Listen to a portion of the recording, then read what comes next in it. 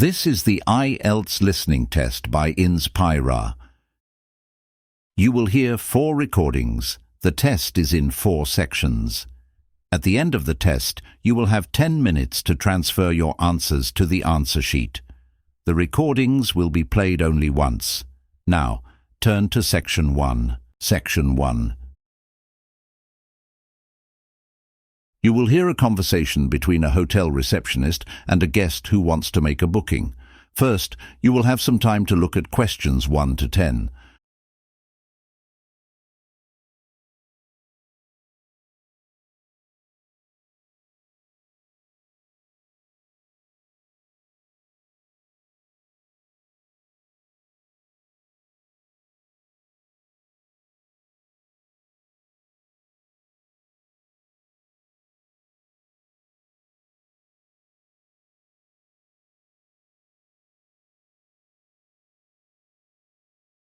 Now, listen carefully and answer questions 1 to 10. Good afternoon. Welcome to Sunrise Hotel. My name is Emily. How can I assist you today? Hi, I'd like to book a room for a few nights. My name is Lisa Carter. Of course, Miss Carter. I'd be happy to help. Could you please let me know the date you'll be checking in? Yes, I'll be arriving on the 15th of May. Great. And how long will you be staying with us? I'll be staying for 3 nights, so I'll check out on the 18th. Perfect. Now, would you like to book a standard room, or would you prefer something a bit more spacious, like our deluxe room? I'd like a deluxe room, please. A wonderful choice. The deluxe room offers a king-size bed, a private balcony with a sea view, and complimentary access to our executive lounge.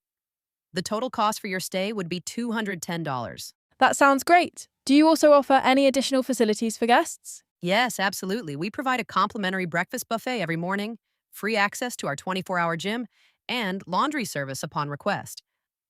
Oh, that's nice. What time do you serve breakfast? Breakfast is served from 7 a.m. to 10 a.m. in our dining area on the ground floor. We also offer room service if you prefer to have breakfast in your room. That's good to know. And what time is checkout? Checkout is by 11 a.m. However, if you need extra time, we do offer late checkout options for an additional fee. That's helpful. One more thing. Do you provide airport transport? Yes, we do. We offer a free shuttle service to and from the airport. The shuttle runs every hour, so you'll just need to let us know your flight details, and we'll arrange a pickup. Oh, that's great. And what payment methods do you accept? We accept credit cards, debit cards, and PayPal for online payments. If you prefer to pay in cash, you can do so at the reception upon arrival. Perfect. I'll use my credit card to complete the booking. Wonderful. I'll just need your email address so that we can send you the booking confirmation and receipt. Sure, my email is lisa.carter@example.com. Thank you, Ms. Carter. Your booking is now confirmed, and you'll receive an email shortly with all the details. Before we finish, do you have any other questions? Yes, one last thing. Do all rooms have free Wi-Fi? Yes, all our rooms come with complimentary high-speed Wi-Fi, so you can stay connected throughout your stay. That's wonderful. Thanks for all the details. I'm looking forward to my stay. You're very welcome. We look forward to welcoming you on the 15th of May. Have a great day.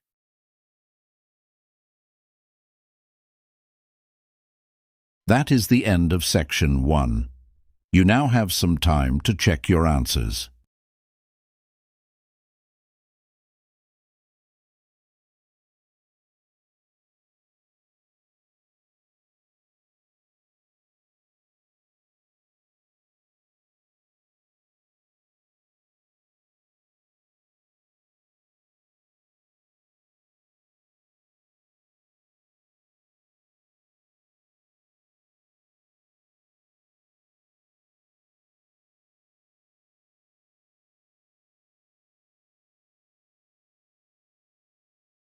Section 2.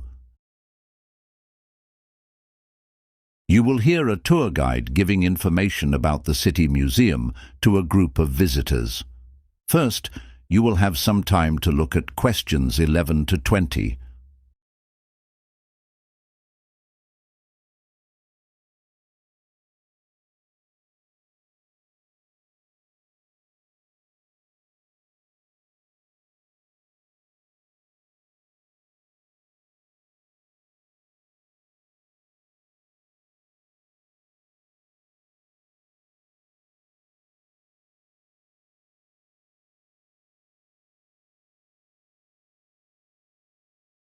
Now, listen carefully and answer questions 11 to 20.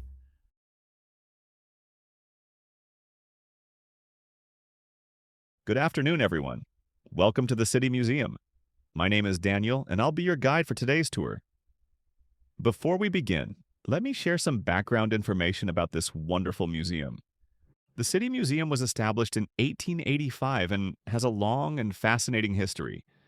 It was originally built as a public library, but over time, it transformed into a museum that now houses over 10,000 historical artifacts. The museum's exhibits cover a wide range of topics, from ancient civilizations to modern innovations. Let's start our tour. We are currently in the entrance hall, where you will find a timeline display of the city's history. This exhibit gives a detailed overview of how the city developed over the centuries. Moving on, our next stop is the Sculpture Garden, located just outside the main building. This garden is a favorite among visitors because it features a unique collection of stone and bronze sculptures, some of which date back over 500 years. One of the biggest attractions in our museum is the interactive display room, where technology brings history to life. Visitors can explore digital recreations of historical events, allowing them to experience the past in an engaging and immersive way. You can, for example, see how ancient cities were built, or watch animations of historical battles. Now, as we continue, we will head towards the Egyptian wing, one of our most visited sections. This exhibit contains a real mummy, along with ancient tomb artifacts, including beautifully decorated coffins, jewelry, and pottery used by the Egyptian civilization. Visitors are often amazed at how well preserved these artifacts are, despite being thousands of years old. For those interested in contemporary art, we also have a modern art gallery, which showcases a variety of abstract sculptures and paintings created by international artists. Many of these works challenge traditional artistic styles, making this section an exciting and thought-provoking experience. Before we move on, I'd like to remind you that we have a museum cafe located on the ground floor, serving a selection of coffee, snacks, and light meals. There is also a gift shop where you can purchase souvenirs related to our exhibits. That concludes our brief introduction to the museum. Now you are free to explore at your own pace. Now, if you have any questions, feel free to ask me. I hope you enjoy your visit.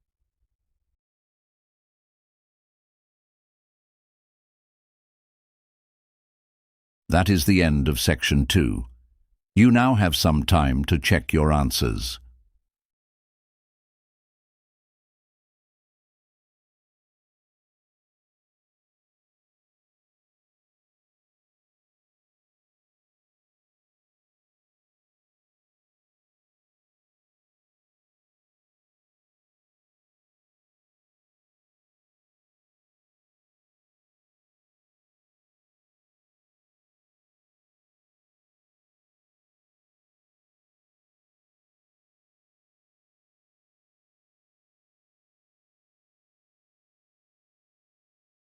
Section 3. You will hear a conversation between a student and a professor discussing a research project on climate change. First, you will have some time to look at questions 21 to 30.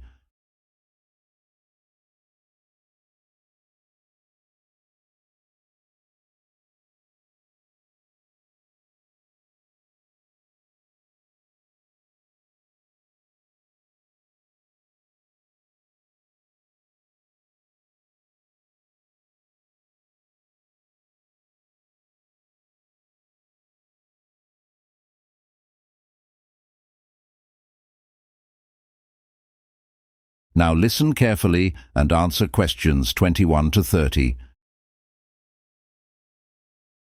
Good afternoon, Professor Adams. Thank you for meeting with me today. I need some guidance on designing my research project on climate change. Of course, I'd be happy to help. Have you decided on a specific focus area? Yes, I'd like to explore the impact of climate change on agriculture, specifically how changing weather patterns affect crop production. That's a great topic and very relevant. Have you thought about your research methods? I was planning to conduct surveys with local farmers to understand their experiences. That's a useful approach, but I suggest you combine surveys with field experiments. For example, you could compare crop growth under different climate conditions. This would provide more concrete data to support your findings. That's a great idea. But what about my sample size? How many participants should I include? For reliable results, I recommend at least 50 participants per group. If possible, include farmers from different regions to get a wider perspective. That makes sense. I also plan to analyze historical climate data to track temperature and rainfall trends over the past 20 years. Excellent. You could also interview agricultural scientists to gain expert insights on climate trends. Combining quantitative data from field studies with qualitative insights from experts will strengthen your research. That's really helpful. I was also thinking of looking at economic impacts, like how climate change affects farmers' incomes. That's a solid approach.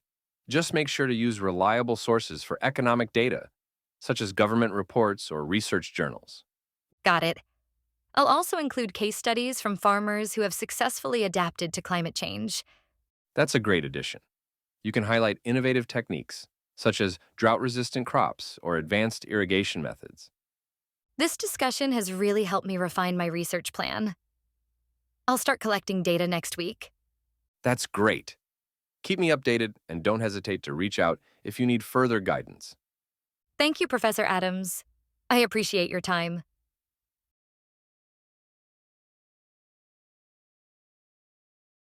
That is the end of Section 3. You now have some time to check your answers.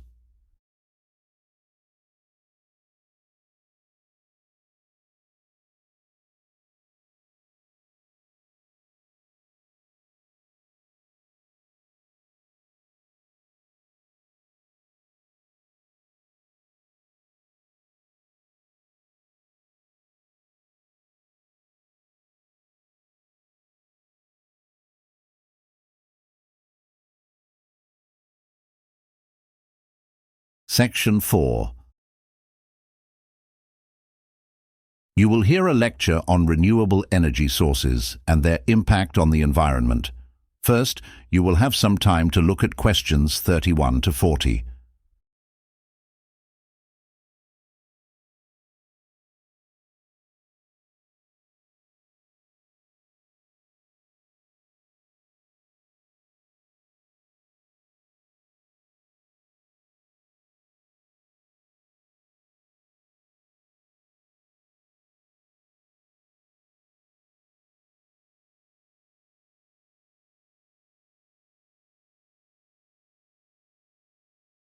Now, listen carefully and answer questions 31 to 40. Good afternoon, everyone.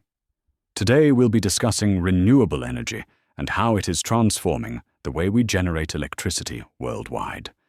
With rising concerns about climate change and carbon emissions, countries are shifting towards sustainable energy sources to reduce their dependence on fossil fuels. Let's start with solar energy. Solar panels convert sunlight into electricity, making it one of the most accessible and widely used renewable sources. Unlike fossil fuels, solar power does not produce harmful emissions and requires minimal maintenance. However, it does have limitations, as energy production depends on sunlight availability. This means cloudy or rainy weather can reduce efficiency. Next, we have wind energy, another rapidly growing renewable source. Wind turbines, which are most effective in coastal and open areas, generate electricity by harnessing the power of the wind. Many countries are now investing in offshore wind farms, as wind speeds tend to be higher over the ocean. One of the biggest advantages of wind energy is that it is cost-effective in the long run, though the initial investment can be quite high. Moving on, hydropower has been a reliable energy source for decades. It works by using the force of moving water, often through dams and hydroelectric plants. Unlike wind and solar, hydropower provides a steady and consistent supply of electricity. However, constructing dams can have environmental consequences, such as affecting fish migration and altering local ecosystems.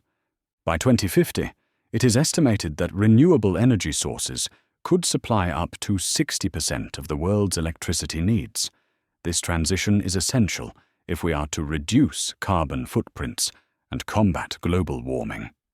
Other renewable sources include geothermal energy, which uses heat from the Earth's core, and biomass energy, which converts organic waste into fuel. Geothermal energy is considered one of the cleanest energy sources, as it has minimal environmental impact. Biomass, on the other hand, effectively utilizes waste materials, making it a practical solution for both waste management and energy production. Each of these renewable energy sources plays a crucial role in shaping a sustainable future. Governments and private industries must continue investing in green energy technologies to ensure a cleaner, more efficient power supply for future generations. That concludes our discussion for today. Thank you for listening.